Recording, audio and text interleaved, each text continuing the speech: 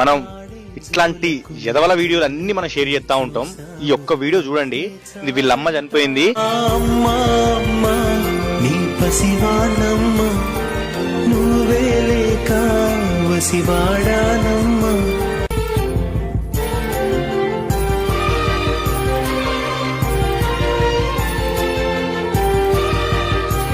నాకు సపోర్ట్ చేయమని చెప్పట్లేదు, వీళ్ళకి హెల్ప్ చేయమని చెప్తున్నా.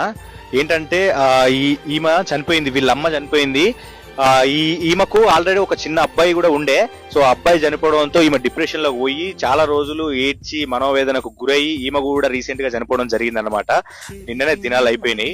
ఇతను వాళ్ళ పెద్ద కొడుకు. సో ఇక్కడికైతే మనం వచ్చినాం. మనకు హెల్ప్ చేయడానికి అయితే ఒక 50 కేజీల బియ్యం, అట్లనే నెలకు సరిపడా సరుకులు ఇచ్చింది అయితే బుజ్జిగారు అని చెప్పి. వాళ్ళు వేరే కంట్రీలో ఉంటారు, వేరే దేశంలో ఉంటారు. వాళ్ళు మనకైతే ఇవన్నీ